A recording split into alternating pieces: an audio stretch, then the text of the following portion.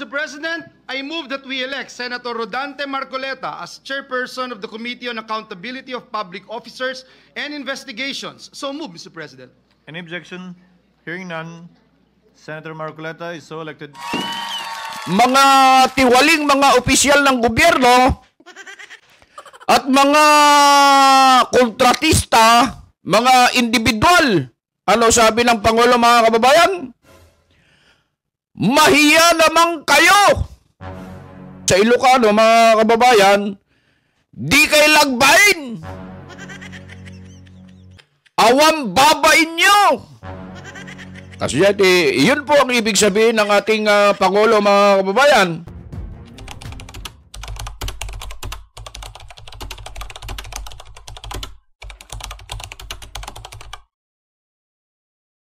Ayun, isang magandang umaga po sa inyong lahat, mga kababayan at mga mahal po naming taga-subaybay. Nandito na naman ang inyong lingkod, Just Vlog. Eto, rekta na tayo sa ating mga pag-uusapan.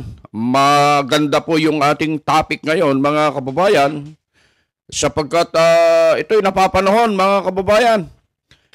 Dahil sa wala tayong kuryente, wala tayong internet, mga kababayan, kung ano-ano na itong ginagawa natin para makapag-content lang tayo, mga kababayan, itong ginagamit naman natin, di baterya naman to. Kaya nahuhuli tayo, mga kababayan. Pero huli man daw at magaling, huli pa rin, mga kababayan. Eto, ang ganda ng mga pag-uusapan natin ngayon, mga kababayan, sapagkat ito'y napapanahon Napapanahon po ito.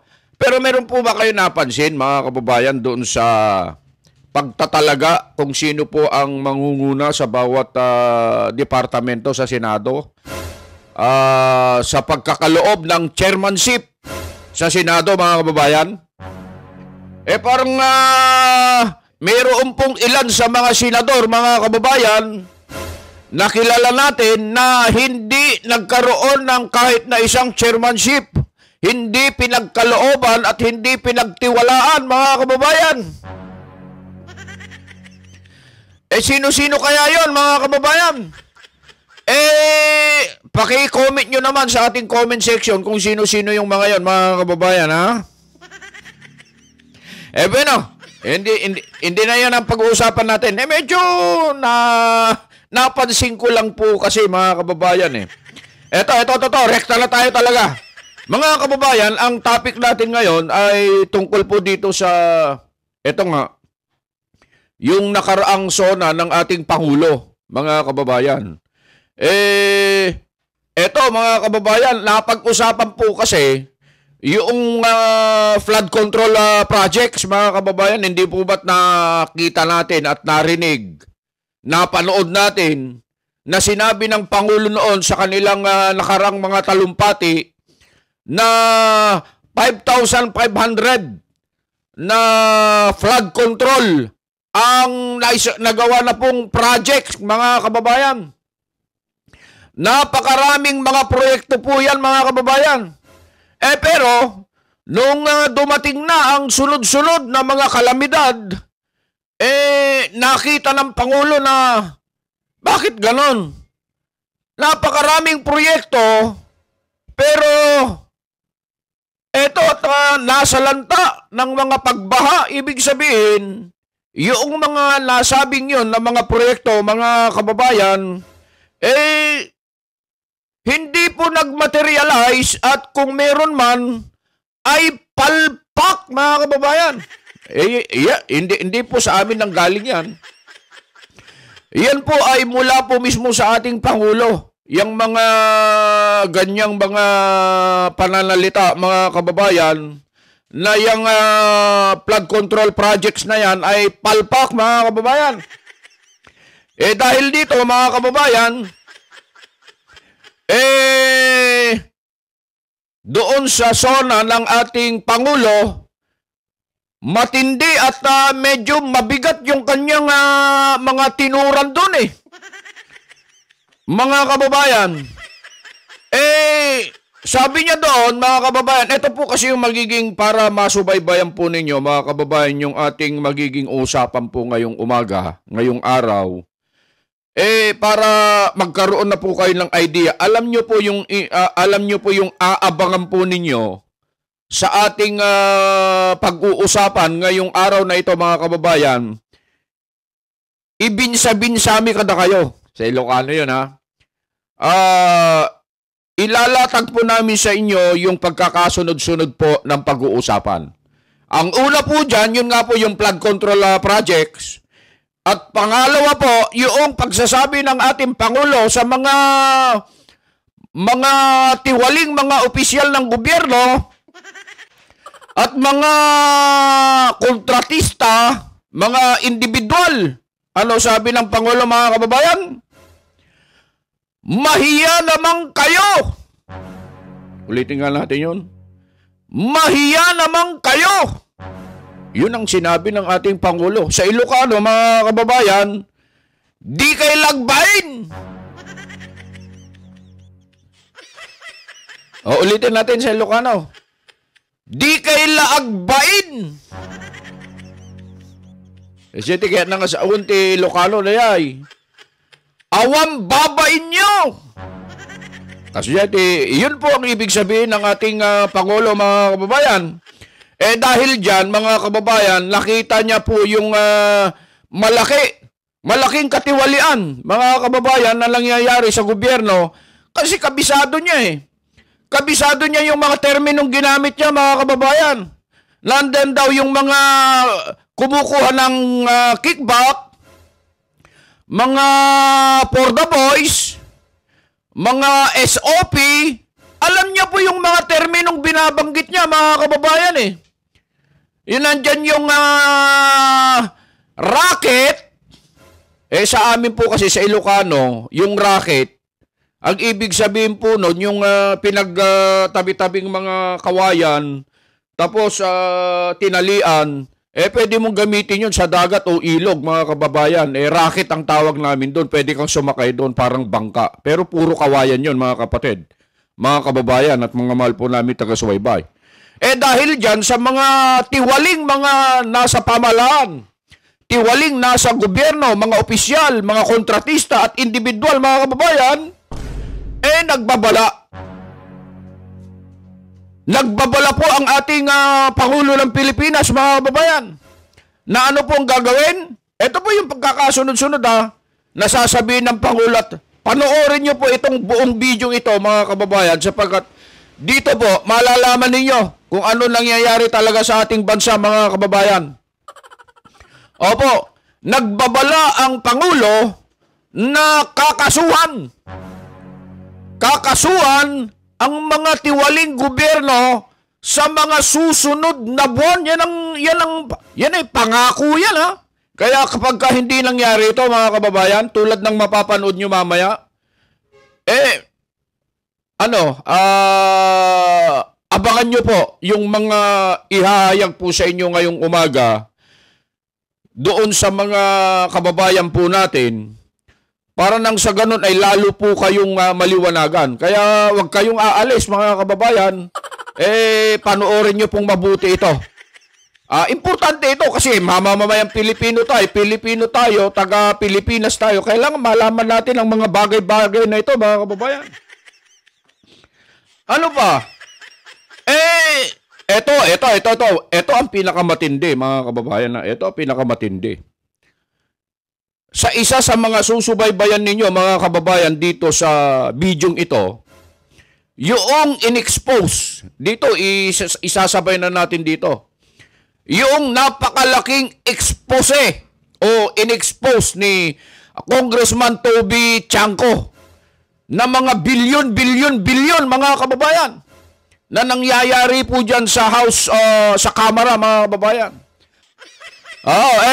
Eto, mga kababayan, panoorin ninyo kung papaano at kung ano pa yung sinabi ni Congressman Toby Chanco tungkol dyan sa insertions at mga tungkol dyan sa bycam na yan, mga kababayan. Yan lang isa po sa abangan ninyo. At ito pinakamatindi, mga kababayan. Ito. Alam nyo ba na parang alam ng Pangulo, mga kababayan, parang alam na kung ba titignan yung mabuti mga kababayan, yun nga po yung sinabi namin kanina na nagalit talaga ang Pangulo eh. Kasi pinagsasawan na. Digiti at dati gobyerno nga agtatakaw. Wen, pinagsasawan na. Di kay lagbayin ko na. Tata, ngayon po, nag-iilokalo na tayo.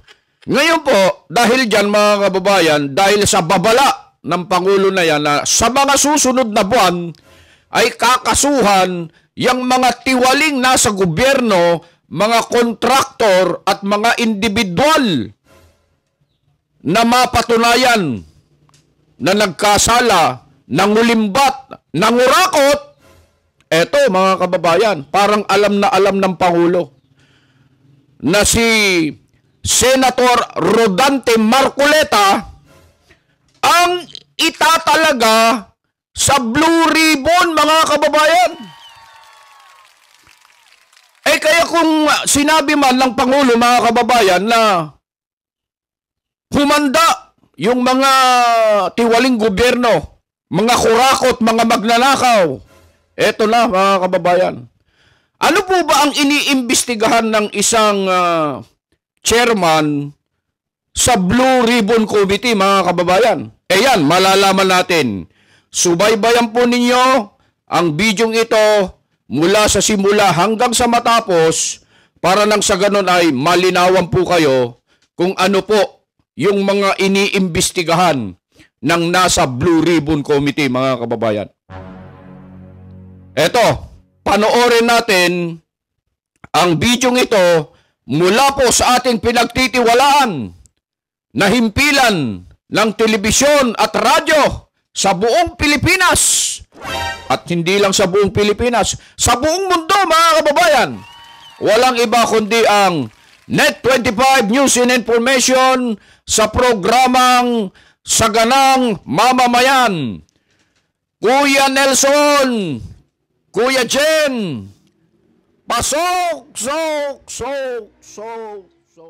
Ano sabi ng Pangulo doon sa flood control project? Ito yung punto na nag-standing ovation yata. Ano? Oo nga. Ito ba yun? Meron siyang mensahe para doon sa mga palpak na proyekto. Ba? Ghost project. Tapos sabi nila meron daw yung SOP. Oo. Meron pang Lahat na lang ng terminology. mga kickback. yun yung kickback. Oo. Errata. Hindi ko masyado alam yung errata. For the boys. Oh, yan. Mga initiative. Initiative, ano ba initiative? Wala pa rito yung ano bang tawag doon sa wala pang project pero kailangan mo ng Advance. Mga advance. Pero may iba pang tawag doon eh. Tongpats. Mobilization. Hindi, yun legal naman yun eh. Legal. Mobilization fund. Yung 20%, legal. Mobilization fund. Mobilization fund. Pero doon sa mobilization fund, may patong na kagad yun. Ang usapan minsan yan, ilalabas ko yung 20% mobilization fund, ha? Pero kalahati nila ibibigay ko sa'yo, advance mo na yung 10%. Buti nga yan. Ganun yun. Nakihati pa. Yung iba, hindi, akin yan lahat. Totally, wala. Diba? Yung 20% ilalabas, lahat yun, wala kang mapapala, akin lahat yun, ha? Sa'yo pagkatapos na ng project. Yan. Kaya ang gagawin ng kontratista, siyempre naman, alang namang maging palugian. Totoo. So sa halip na ang semento mong dapat gawin ay gamitin 10, isa lang bibilin natin. Kaya yan, pagkatapos ng ulan, ng baha, nasa na yung inayos na kalsada dito? Wala po na inanod ng tubig eh. Lalo ko ang tawag nila dyan, meron pang progressive billing. Ano naman yan? Yung percent, boss, 50% na ito, release ang pondo. Ito mga anak kayo, ito 75% na ito. Tawag ng progressive billing. Minsan, tapos na po lahat. Naku, hahanapan ka na aberya nun. Nakita mo to, back job to, gano'n. Kasi yun pala, yung natitirang 25% ayaw nang ibigay. Naku po. Daming ganyan. Sa mga school building, tulay, at kung ano-ano. Yan ang isang dahilan kung bakit hindi makaangat-angat ang Pilipinas. Yun na nga, totoo. Kasi yung mga trabaho natin ay puro kitaan eh. Totoo. Puro... Kaya nga sabi ng iba, buti pa kami nalubog lang sa tubig baha eh. Yung iba pong mababatas namin, tsaka kontratista, lubog po sa pere. Nako po. Oho. Yung iba lubog sa utang, Oho. sila naman namumunini sa... Ayun. No? Lalo kung halimbawa ang kontratista mo, yung wala namang mahabang pisi. Ibig sabihin sakto-sakto lang din. Ano, ha? Naku, mababaon talaga sa utang. Pag na-delay pa, siyempre, patutubuan mo. Diba? Monthly, nangungutang ka ngayon doon sa contractor mo. Kaya naman kung sino-sino man. Alam mo, pagka ito ay alam mo, kahit 50% man lang. 50% man lang na mga ganyan na project ay maging maayos talaga. Yung bang kung ano ang pondo, nagamit talaga, Jen. Talaga namang yan ay negosyo. Talaga may kita yan. Pero wag naman yung 60% ang kita. Wag naman yung, di ba, na... At tapos ang matitira na lang, 40% hanggang 30% doon sa project. Tapos paghahatian pa yun. Naku, siyempre, kung ako naman contractor, alam nga naman, wala naman kikitain dyan. Kaya di ba? nga nagtayo ng construction mo. Oo, diba? para kumita man lang kahit papaano. Oo. Eh, ang problema, parang pinaghanap buhay mo, yung kongresista eh. Di ba? Bakit kongresista? Kasi kanila napupunta eh. Ganun ba? Sa kanila. Sila pinag-aani niya? Oo. Ay, Naku, talaga kung naman. sino nag-initiate. Kaya sabi nila, initiative nila yan eh. Naku po. Sana, ako kung yung 20 pesos ng bigas ay ginawa nila ng paraan dyan, kahit na yan ay subsidized, at least merong natupad, umaasa ako umaasa ako na ito, kaya binigkas to ng Pangulong Bongbong Marcos. Hindi lang dahil sa para maging magandang zona. Hindi lang sa parang rhetorics. Hindi lang sa salita. Hindi lang sa salita. Yung parang pinalakpakan lang siya. Pero pagkatapos ba, okay ba? Okay ba? Baka naman kasi sabi ng iba pumipitik-patik ka nga, babanatan ko kaya. Pero ganun. Kasi naman, sana, seryoso ha? sisingilin siya ng taong bayan. Ayan, Tingnan nga natin, para magkaintindihan ho tayong lahat. Lalo-lalo na hindi naman nakapanood, nakasubaybay, o nakapanood man, pero nung part na yan ay baka nainip eh. Nainip, natulog, napapikit. umalis, o nawalan ng kuryente. Para sabihin, parang wala akong exciting na sinabi ng Pangulo. Ito po yung parte ng SONA ng Pangulo kahapon na dapat nating laging matandaan. Pakinggan po natin. Huwag na po tayo magkunwari. Alam naman ng buong madla na nagkakaraket sa mga proyekto. Mga kickback, mga initiative, errata, SOP, for the boys. Kaya sa mga nakikipagsabwatan upang kunin ang pondo ng bayan at nakawin ang kinabukasan ng ating mga mamamayan, mahiya naman kayo sa inyong kapwa Pilipino. Mahiya naman kayo sa mga kabahayan nating naanod o nalubog sa mga pagbaha. Mahiya naman kayo, lalo sa mga anak natin na magmamana sa mga utang na ginawa ninyo na binulsan nyo lang ang pera. Ayun. Sabi naman ng iba na son, kung may hiya ho yung mga yan, hindi na sana nila ginawa. Hindi sana ginawa. Di ba? Ang iba dyan, yan na immune na eh. Wala na po talagang kahihiyan eh. Ngayon naglabasan sa Senado, ewan ko lang, sa social media, hindi ko alam kung sino yung pinatutungkulan nila. Nako, pumalakpak niya yung nakinabang ng 9 billion. 9 billion! Tapos meron pa isa, 12 billion. Pinakamalakas daw pumalakpak. Meron ba tayong video dyan nung habang binabanggit yan? Yung buuin natin yung react. Di ba pinakita? Yung mga Start the ovation. Tingnan natin, no? Baka, meron ba tayo dyan? Ipakikita natin? Alam ko meron eh. Sige nga. Kasi kahapon nakita natin eh. Yung di ba, nagsasalita yan si Pangulong Marcos. After ng magsasalita yan, nagpalakpakan, di ba? Tapos pinakita, nagtayuan eh. Yes. So makikita natin dyan kung sino yung hindi tumayo. Yan. Na parang pikit mata. O kaya, tumayo, napilitan. Yan. Downloading daw eh. Yan. Ano to ha? Kasi kung ikaw ay nasihan talaga dyan. Tayo ka kagad dyan. Ayaw naman. Hindi yung danda. Parang, ba't nagtayuan? Ako lang nakaupo, makatayo na nga. Makipalakpak na nga rin ako. Di ba? Kaya nga. Meron pang sinabi dyan eh. Yan eh sa mga project, di ba? Ito naman, yung tungkol sa flood control. Flood control. Kasi talagang minention niya ito ha? Yes. Ito kasi yung sinabi niya na mahiya naman kayo, lahat na yan di ba? Oho. Lahat na ng proyektong Yan yung last part na yan talaga. Oo. Yung tinukoy na niya yung flood control projects. Oo, pero itong flood control, Oho. may babalasa dyan Yan. Oo. Oho. At ito yung aabangan natin. Oho. Kasi dun sa mahiya naman kayo ay hindi natin makikita kung sino mahihiya doon, di ba? Depende kung walang kahiyan, no? Ito ang aabangan natin. Sige nga. Flood control project. Ano ba ang kanyang babala? Babala ng Pangulo sa mga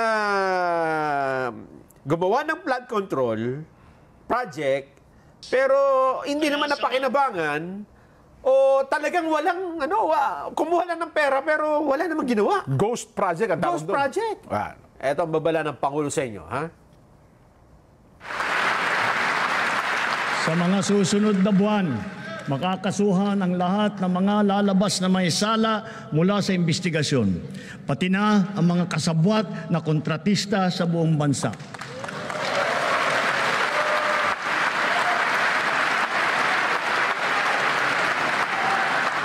Kailangan malaman ng taong bayan ang buong katotohanan. Kailangang may managot sa naging matinding pinsala at katiwalian. Ayun. Oh. May mananagot, Jen? Yes. Makakasuhan ang lahat ng mga... Kasi pinapakuha niya yung audit, Jen, yung listahan. 3 years mula sa kanyang administrasyon. Ano? Listahan ng mga flood control project. Oho. At ipinacheck niya kung meron ba talaga nitong ginawa. Meron talagang ginawa project.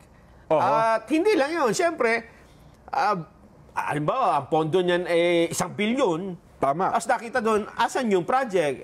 Meron naman, no? Ayan. Anong ginawa dyan? May isang pump. Pump. Hindi kuryente. Apakamura lang nun, di ba? Oo nga, Yun ang... Baka pampa na pambomba pa yun. Poso pa yun ako. Nako po. Baka may kakasuhan, ha?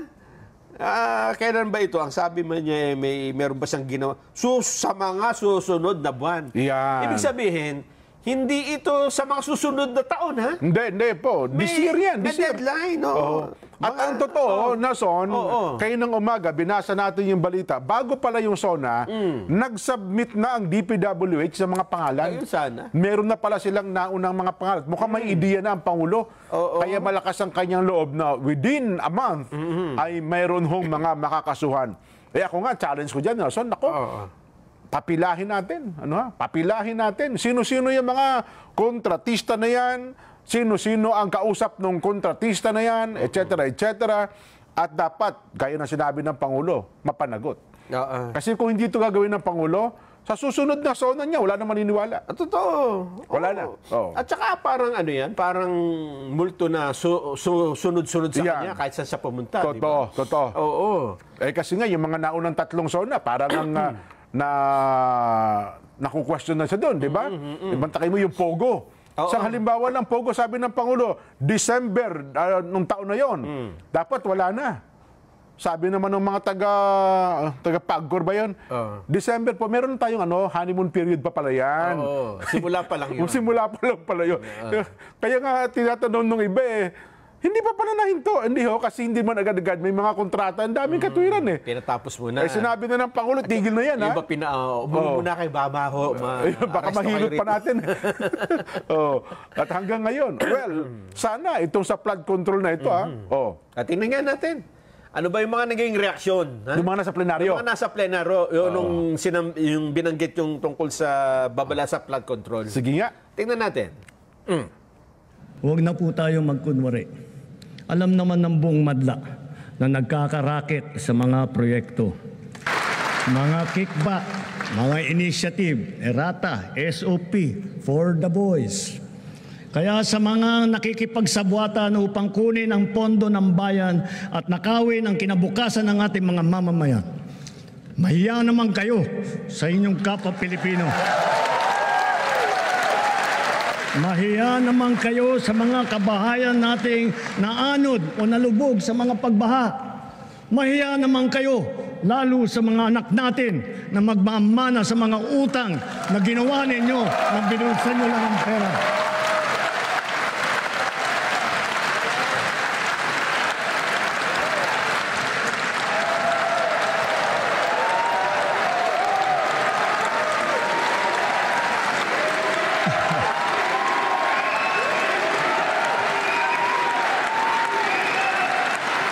para hindi na maulit, so that this will not happen again. Ayun. Ang gusto ko pa sanang makunan dyan, yung, kasi yan, may camera bang ibang himpilan dyan? Ay, wala. Yung seatner. Control kasi yan eh. So RTBM lang talaga. Kasi kung may seatner yan, makikita mo doon yung mga napa-ismid. Baka may napaantanda pa dyan eh. Pwede mo naman yan. Ikaw close up mo isa-isa. O ikaw ay mapanuri. Titignan mo isa-isa yan. Control kasi yan eh. Ang tawag dyan parang video pool. Ayun. Isa lang ang video. Isa lang ang ano. Nako. Ayun na nga. Kaya nga naglabasan nga doon ngayon sa social media. Meron pang pinilagay na larawan ng senador. Ito daw, senador na ito, di umano ay merong 9 billion project para sa flood control at saka etc. Yung isa naman daw ay 9 billion pesos. Wow. Hindi million ha. Lalaki, billion, Nelson. Patingin natin kung lilitaw ito sa investigasyon. At saka kung ikaw ay mapanuri dyan sa mga ginamit na salita ng Pangulo, ang mapapansin mo dito ay kasi kung hindi ka parang ganito yan, di ba?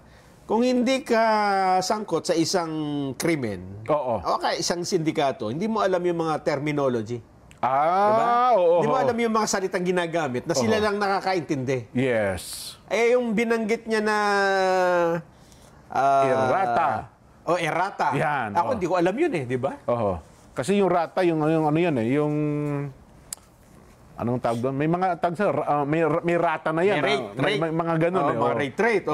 Errata. Yung for the boys. Yan, alam niyo na ibig sabihin. Hindi alam ng ng general public eh. Yung for the boys. For the boys, diba? Pero kung kasama ka sa grupo at alam mo yung pinag-uusapan nila, meron kang kakilala na involved sa ganyan, nakakikwento sa'yo yan, di ba? Ay, tsak yun.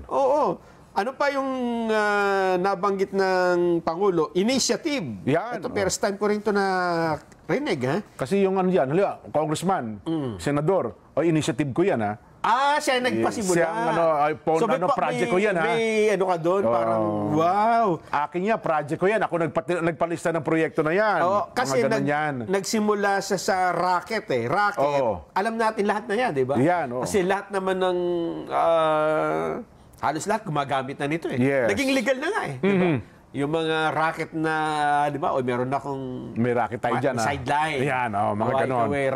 Pagkatapos ng programa, raracket ako dun sa restaurant, ako ang host doon. Yan. Racket. Pero yun ay dati hindi tama. Illegal. Sa media, ang tawag nga dyan, tabo. May tabo. Alam mo, ikaw ay reporter ng dyaryo. Pero sumusulat ka pa rin sa iba. May pseudonym ibang pangalan.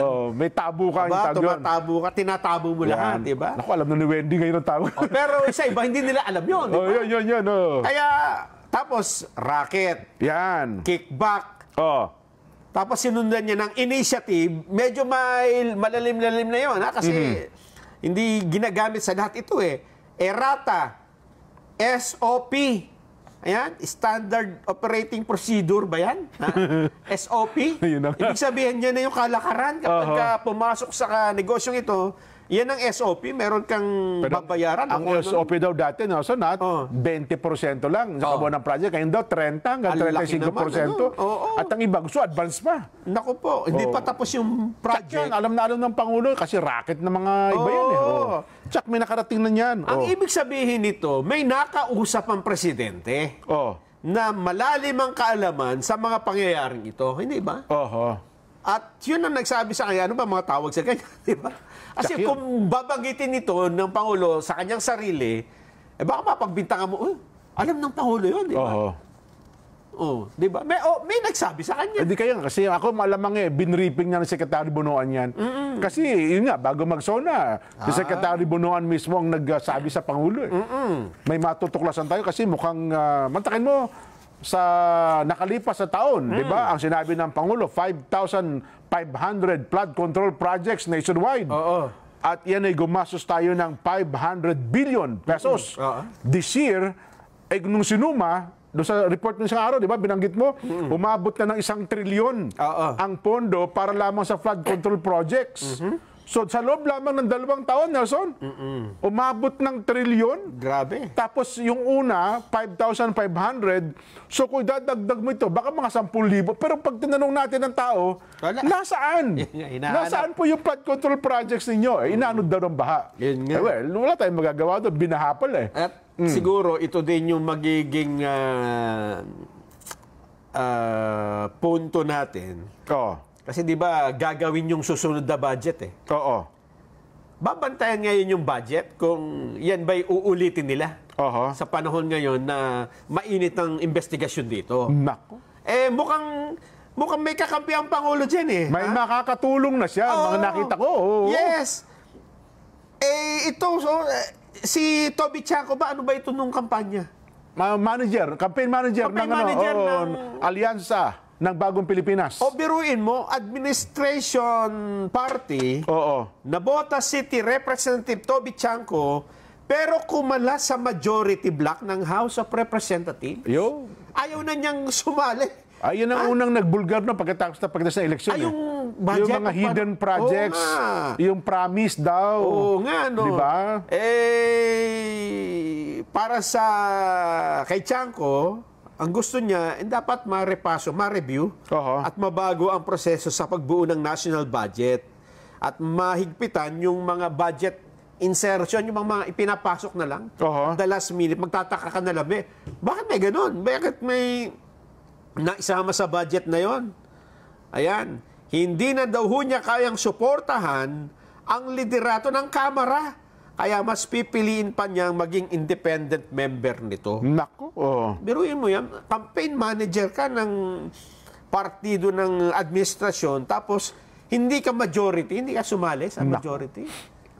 Kasi nga, tsaka hindi siya bumoto ng speakership. Abstain siya dyan eh. Meron siyang paliwanag. Ganun ba? Oo. Si Kong Toby? Oo. Pakinggan nga natin. Kong Toby, ano masasabi nyo? Sa House, dapat wala na yung small committee. 2 beses kasi nagkakaroon ng insertion dyan, di ba? Isa, doon sa small committee.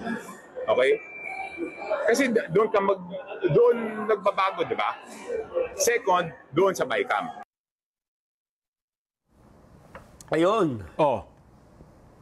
Yun, alam na alam ni Kong Toby ang sitwasyon sa loob. Oo. Doon pala may mga insertion. Pagka-insertion kasi sinisingit eh. Oo, di ba? tama. Hindi naman talaga napag-usapan, hindi naman talaga na-discuss yan, pero doon sa small committee, may mga taga-singit, Nelson. Taga-singit. Ay, nako. Tapos iba pa yung taga-singit kapag ka nag-BICAM. Mga ganun pa ang nangyayari. Doon sa BICAM, Nelson, ang hindi lang daang milyon, doon daw nagkakasundo ng bilyon. Doon daw. Talaga naman. Well, ako naman, mukhang mayroong magiging katuwang ang Pangulong Bongbong Marcos, Nelson. Meron pa rin. Meron pa sa makakatuwang, bukod kay Toby Chanco. Sa bagay ito, si Toby sa House. Yes. So, pwede niyang bantayan yung budget dyan. Yes. So, sa Senado naman, mukhang may makakatuwang ang Pangulo, Nelson. para sa pag-audit nitong mga budget na ito, Maimbestigahan itong mga proyektong ito. sino? Sapagkat ngayong kalalabas lamang po ang balita mula sa Senado, mainit-init pa, umuusok-usok. Senador Rodante Marcoleta, chairman ng Blue Ribbon Committee. Siya na itinalaga. Yes. Chairman ng Blue Ribbon Committee. Ayan o. Ay, oo nga. Blue Ribbon. Oh. Rodante Marcoleta. Alam mo naman kung ano ang iniimbestigahan ng Blue Ribbon Committee. Ano ba ang Mga iniimbestigahan? anomalya, mga tongpats, mga, ano sabi ni Pangulong Bongbong? Irata, mga SOP, Mga kickback, racket na mga proyekto sa loob mismo ng gobyerno. Naku po, importante yan. Kasi ang iniimbestigahan nito, mga opisalis ng pamahalaan eh. Kasi, Jen, kung hindi nga matitigil yan, wala akong mangyayari sa Pilipinas. Yan. Palaki ng palaki ang utang natin, pero paurong ng paurong ang ating kaunlaran, di ba? Nako. Dati-dati tayo ay exporter ng Yes. nyog. exporter ng bigas. Yan. Ngayon tayo, importer na. Wala Oo. na tayong ma-produce. Naku. Kasi yung mga para dyan dapat, para paunlarin ang agrikultura at iba pa, napunta ko sa mga project na hindi naman napapakinabangan. Kasi alam mo, Nelson, na ang laki ng papel nitong Blue Ribbon. Kasi itong mga nakalipas na mga administrasyon, lalo ng Pangulong Digong, ito kasi yung Blue Ribbon nagamit sa politika eh. Di ba? Oo. Naalala mo, Dick Gordon. Yes. Na-politicize yung Blue Ribbon Committee na yan eh. At aminin mo o hindi ni Senator Dick Gordon, yun na naging daan para natalo siya sa nakalipas na halalan. Itong huli naman, Senador ang ating kaibigan, diba? Tol Tolentino, naging chairman din po ng Blue Ribbon Committee. Well, hindi rin naging maganda ang kanyang kapalaran. Pero ako dito, Nelson, yung tatlong pangunahing problema lang ng bansa natin, ang masolusyonan at malutas ng Blue Ribbon Committee ng Senado, nako, parang yun ang nakikinikinita. Anong mangyayari kay Senador Dante Marcoleta sa susunod na mga taon, Nelson? Mantakin mo, halimbawa, nalutas mo yung, nakita mo yung problema ng flood control projects, di ba? Halimbawa, yung graft and corruption sa mga ahensya ng pamahalaan. Kasi nang niimbestigahan yan eh. Ang counterpart niyan sa Kamara, yung committee ni Joel Chua, Nason. Good Government Committee. Yes. Okay, yan ang partner. Yun ang katumbas ng Blue Ribbon Committee sa Senado. Pero mas mabigat yung Blue Ribbon. Well, sa Senado, tsaka siyempre, mataas na kapulungan yan eh. Yun.